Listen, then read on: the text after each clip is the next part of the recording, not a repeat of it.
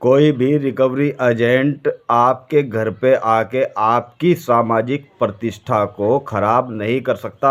जी हाँ, ये बात जान लीजिए आप। कोई भी रिकवरी एजेंट हो, कितना भी बड़ा लोन आपने लिया हो, 1 लोन लिया हो, 10 लोन लिए हो, 20 लोन लिए हो, 20 के 20 लोन डिफ़ॉल्ट कर दिए हो, इसके बावजूद भी अगर रिकवरी एजेंट आपके घर पर आके बदतमीजी करता है और सामान उठाने की धमकी देता है, तो सबसे पहले जो आपको करना है, सबसे पहले आपको उसका आईडी कार्ड लेना है। आईडी कार्ड लेना है। अगर वो बोलता है कि नहीं हम थर्ड पार्टी वाले हैं, हमारे पास आई कार्ड नहीं है, अगर कोई ये बोलता है कि मेरे पास आई कार्ड नहीं है पर मैं आया हूँ किस्त रिकवरी करने के लिए और उसी एनबीएफसी कंपनी या बैंक से आया हूँ जहाँ से आपने लोन लिया है, वो अपनी डिटेल देगा जिससे आपको ये महसूस होगा कि हाँ ये है तो उसी बैंक से, पर इसके पास आईडी कार्ड नहीं है। इस कंडीशन में आपको उनसे असाइन लेटर मांगना है, क्योंकि ये जो होते हैं ये होते हैं थर्ड पार्टी वाले चवन्नी छाप। इनसे आपको लेना है असाइन लेटर कि आपको बैंक ने असाइन किया हुआ है, तो आप अपना असाइन लेटर दिखाइए। अगर असाइन लेटर उनके पास नहीं है और बदतमीजी आपके साथ में करते हैं, तब उनकी एक वीडियो बनाइए। आप वीडियो बनाइए और वीडियो बनाने के बाद में उसको डायरेक्टली ऑनलाइन कंप्लेन दर्ज कीजिए उनके खिलाफ cybercrime.gov.in पर। और अगर आप ऑनलाइन कंप्लेन दर्ज नहीं कर सकते इनके खिलाफ, तो फिर आप अपने नज़दीकी थाने में जाइए और नज़दीकी थाने में जाके इनके खिलाफ एफआईआर दर्ज कीजिए।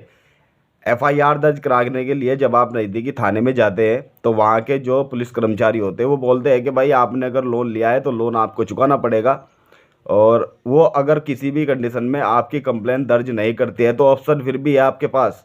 आपको जाना है अपने डिस्ट्रिक्ट जो अधीक्षक होते हैं, एसएसपी होते हैं, डायरेक्ट उनके पास जाना है, वहाँ पे अपनी कंप्लेन दर्ज कराइए।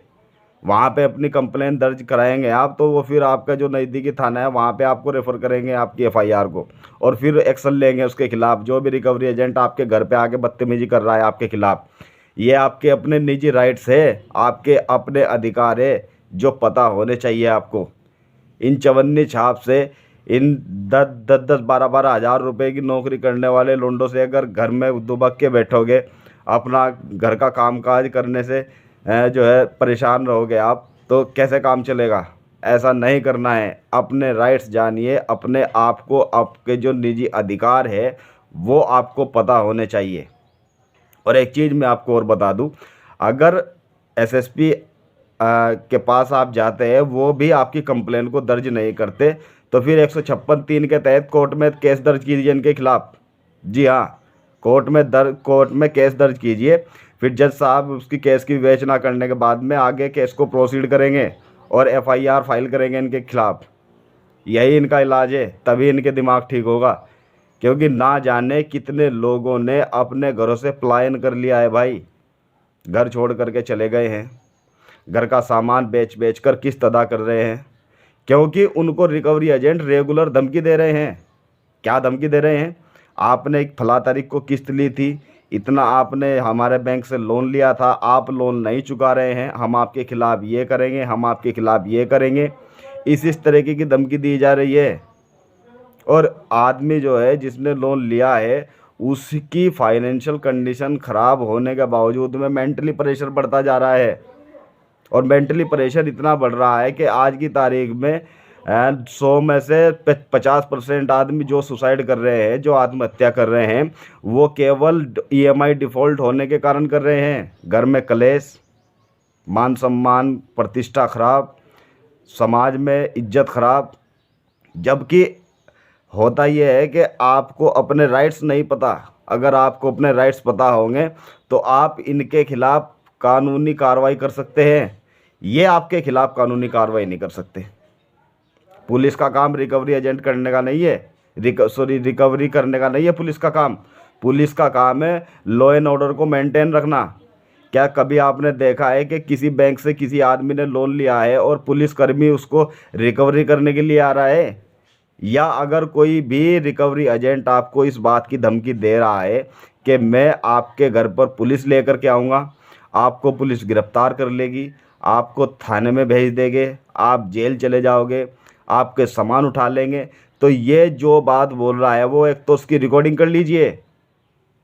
दूसरी बात, जो लोग मेरी वीडियो देखते हैं उनको पता है उनके अपने राइट्स क्या है, अपने अधिकार क्या है। कोई भी रिकवरी एजेंट अगर आपके घर पे आता है तो डायरेक्टली उसका एक वीडियो बनाइए, और वीडियो बनाने के बाद में ऑनलाइन कंप्लेन कीजिए उसकी cybercrime.gov.in पर डायरेक्ट उसके खिलाफ कंप्लेन कीजिए आप। और अगर आपने लोन लिया है, चलो मान लिया लोन लिया है आपने, लोन डिफ़ॉल्ट कर गए तो क्या हुआ? अरे ये कोई जो क्राइम नहीं है। लोन अगर आपने लिया है, 1 लोन लिया है, 10 लोन लिए है, 20 लोन लिए है, एनबीएफसी कंपनी से लोन लिया है या बैंक से लोन लिया है और लोन आपने डिफ़ॉल्ट कर दिया, तो ये क्राइम नहीं है मेरे भाई, ये क्राइम नहीं है। ना ही इसमें कोई पुलिस इंटरफेयर कर सकती और ना ही करेगी। क्या बैंक वालों ने जब लोन दिया था पुलिस वालों से पूछ के दिया था लोन? नहीं, आप बताइए, क्या पुलिस वालों की निगरानी में लोन दिया था आपको? इन्होंने लोन दिया है अपने मुनाफे से, अपने पैसे को दुगना करने के लिए, इंटरेस्ट लेने के लिए, ब्याज लेने के लिए। तो पुलिस इसमें इंटरफेयर नहीं कर सकती। और अगर आप लोन नहीं चुका रहे हैं तब आपके पास में नोटिस आ सकता है। नोटिस कैसा आएगा? 138 का, सेम डे बेल। कोई भी वकील दिन के दिन जमानत करवा देगा, बाहर से बाहर।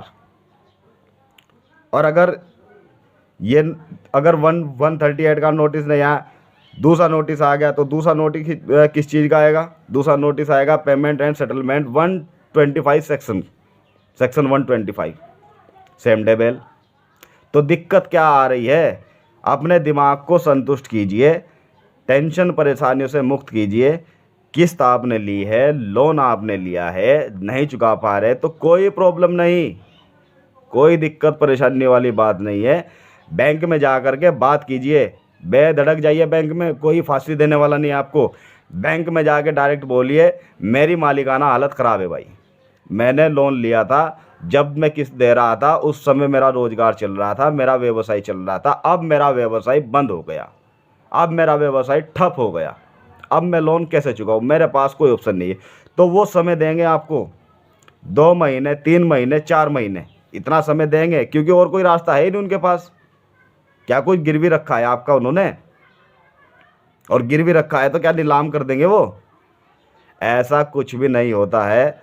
खामखा आपके दिमाग का वहम है, आपके दिमाग का भ्रम है। जैसे कोई सपना देखा आपने, सपने में क्या होता है कि हम किसी नदी में डूब रहे हैं, नदी में तैर रहे हैं, डूबने लगे, डूबते डूबते वो तैरते तैरते हम डूब गए, डूब रहे, हमारी सांस अटक गई और हम मरने वाले थे। अचानक हमारी आँख खुल गई और फिर हमें पता लगा कि यार ये तो सपना है, हम तो खामखा डर रहे थे। ऐसा ही होता है दरअसल, वास्तविकता यही है। ये जो लोन डिफ़ॉल्ट वाला मसला है, जो आपके मेंटली हरेसमेंट किया जा रहा है दिमागी तौर से, ये ऐसा ही होता है। आपको लगता है कि हम बहुत ज़्यादा परेशान हैं, मरने वाले हैं, लेकिन जब आपको जानकारी मिल जाती है तब आपको पता लगता है एक्चुअल में कि ये कुछ है ही नहीं, हम तो खामखा इतने परेशान हो रहे हैं। और अगर आपको लगता है कि मेरे पड़ोसियों में जब कोई रिकवरी एजेंट मेरे पास आएगा, शोर मचाएगा, चिल्लाएगा, तो पड़ोसी सुनेंगे, पड़ोसी क्या बोलेंगे। लेकिन अगर आपको अपने राइट्स पता होंगे, अपने अधिकार पता होंगे और आप उन 10 आदमी के सामने उससे बात करेंगे रिकवरी एजेंट वालों से, तो वो 10 आदमी जो आपके पड़ोसी है वो ही आपकी बात को आपकी महत्वता देंगे। तो गाइज़, इस चैनल पे मैं इसी तरह की वीडियो लाता हूँ। एक मेरे भाई ने कमेंट किया था मेरे पास में, उसका जवाब मैंने इस वीडियो में दिया है। अगर आप भी अपनी किसी प्रॉब्लम को लेके परेशान हैं और एक मतलब टेंशन फील कर रहे हैं रिकवरी एजेंट के थ्रू या किसी फाइनेंस कर्मी के द्वारा, तो हमें कमेंट कीजिए और मैं कोशिश करूँगा आपको पूरी तरीके से सेटिस्फाई करने की अपनी नेक्स्ट वीडियो में। तो मिलते हैं किसी नेक्स्ट वीडियो में किसी नए टॉपिक पे, तब तक के लिए जय हिंद, वंदे मातरम।